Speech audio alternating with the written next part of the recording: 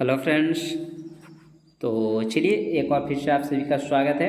तो एनसीईआरटी जो एग्जाम्पलर है फ्रेंड, जो कि एसके झा सर का साइंस का जो 5th एडिशन का जो बुक निकला है फ्रेंड्स, उसका हम लोग डेली सोल्यूशन करते हैं। इसमें हम लोग 50 क्वेश्चन तक कर लिए थे फ्रेंड्स। जो लोग वीडियो को नहीं देखे थे वो एक बार वीडियो को देख लीजिएगा। तो चलिए उससे आगे आज हम लोग करने वाले हैं, ठीक है।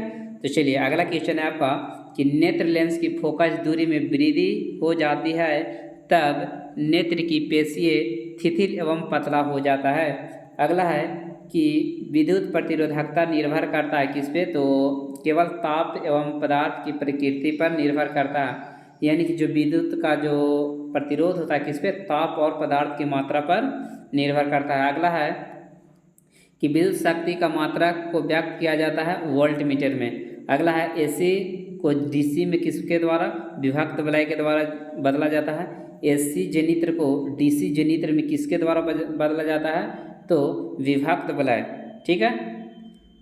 चलिए अगला है कि किसी लंबी धारावाही परिनालिका के भीतर चुंबकीय क्षेत्र समान एवं समांतर होता है तो बाहर संकेंद्रीय वृत्त होता है।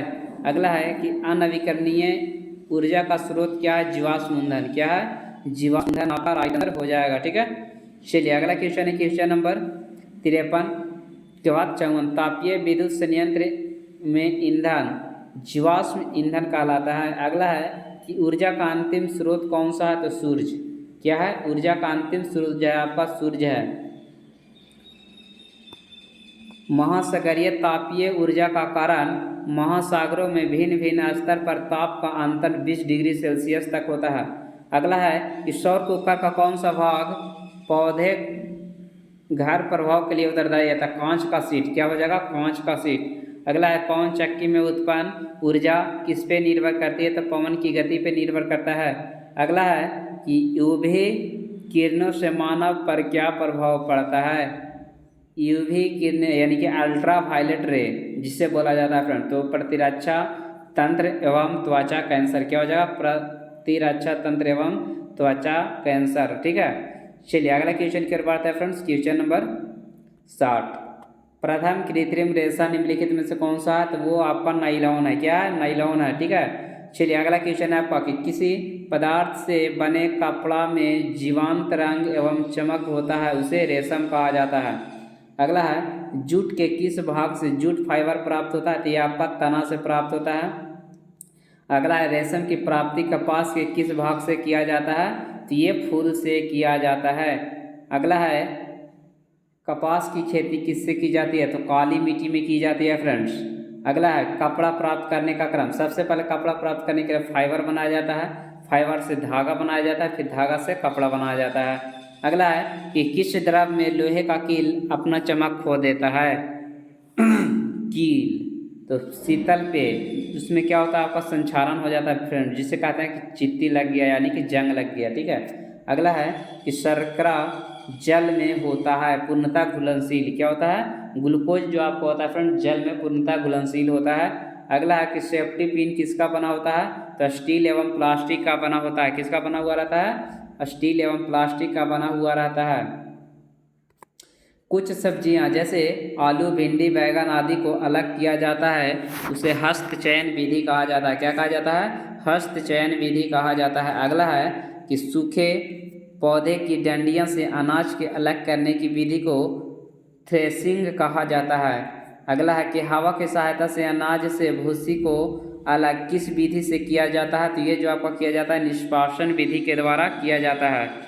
अगला है कि मिश्रण की तली में बैठा पदार्थ को आश्वासन विधि से अलग किया जाता है तथा ऊपर स्थित पदार्थ को किस विधि से अलग किया जाता है, तो उसे निस्तारण विधि कहा जाता है, ठीक है। क्या कहा जाता है, निस्तारण विधि कहा जाता है बाबू। चलिए अगला है कि द्रव की छानने की प्रक्रिया को निस्यंदन कहते हैं। अगला है कि लस्सी में वसा की मात्रा को कम करने की विधि को मंथन कहते हैं। 75 नंबर में दिया मक्खन एवं क्रीम बनाने में मंथन विधि का प्रयोग जो किया जाता है फ्रेंड्स, कौन सा, मक्खन एवं क्रीम बनाने में मंथन विधि का प्रयोग किया जाता है। चलिए अगला क्वेश्चन है तथा मक्खन एवं क्रीम से घी किस विधि द्वारा निस्तारण एवं निस्पंदन द्वारा निकाला जाता है। चलिए अगला क्वेश्चन है फ्रेंड्स पानी एवं CuSO4 के विलयन से कॉपर सल्फेट को अलग किया जाता है, उसे वाष्पीकरण विधि द्वारा किया जाता है। क्या, किसके द्वारा? वाष्पीकरण विधि द्वारा किया जाता है। बर्फ पानी के गिलास के ऊपर पानी के बूंद किसके कारण बन जाता है? तो वायुमंडलीय जलवाष्प का संघनन। क्या हो जाएगा? वायुमंडलीय जलवाष्प का संघनन। अगला है, बोतल के अंदर तली के पानी का बोतल के अंदर ऊपरी भाग में बूंद के रूप में बनना वाष्पीकरण संघनन कहलाता है। क्या कहलाता है? वाष्पीकरण एवं संघनन कहलाता है। चलिए अगला क्वेश्चन है आपका, क्वेश्चन नंबर 79। मोमबत्ती का जलना उदाहरण है रासायनिक परिवर्तन का। अगला, मोमबत्ती के जलते समय कौन सा परिवर्तन होता है? तो भौतिक एवं रासायनिक दोनों होता है। क्या होता है? भौतिक एवं रासायनिक दोनों परिवर्तन होता है। मोमबत्ती के जलते समय कौन सा परिवर्तन होता है? देखिए यहाँ पे है मोमबत्ती का जलना, कौन सा उदाहरण है? और मोमबत्ती के जलते समय कौन सा परिवर्तन है? तो भौतिक एवं रासायनिक दोनों। चपाती का बेलना एवं सेकना किस परिवर्तन का उदाहरण है? भौतिक एवं रासायनिक। देखिए चपाती का बेलेंगे, जब रोटी को बेलेंगे तो आपको भौतिक हो जाएगा, और जब उसको रोटी को तावा पर सेकेंगे तो वो आपका रासायनिक परिवर्तन हो जाएगा। अगला है कि पुस्तक के एक पृष्ठ को बनाने में पानी की कितनी मात्रा आवश्यक होती है? तो पुस्तक के एक पृष्ठ बनाने में कम से कम 2 गिलास। अगला है, बादल किसका उदाहरण है फ्रेंड्स? तो बादल जो है हवा में तैरती पानी के छोटे छोटे बूंद का। अगला है, पर्वतारोही अपने साथ ऑक्सीजन इसलिए ले जाते हैं क्योंकि ऊंचे पहाड़ों पर ऑक्सीजन की कमी होती है। क्यों ले जाती है? क्योंकि ऊंचे पहाड़ों पर ऑक्सीजन की कमी होती है। एक पेज लगता है गायब हो गया फ्रेंड्स। चलिए एक पेज आपका छूट चुका है, ठीक है। तो चलिए आज इतना ही रहेगा फ्रेंड्स, बाकी हम लोग कल करेंगे इसके आगे, ठीक है। 84 के आगे हम लोग कल करने वाला है। Thank you for watching.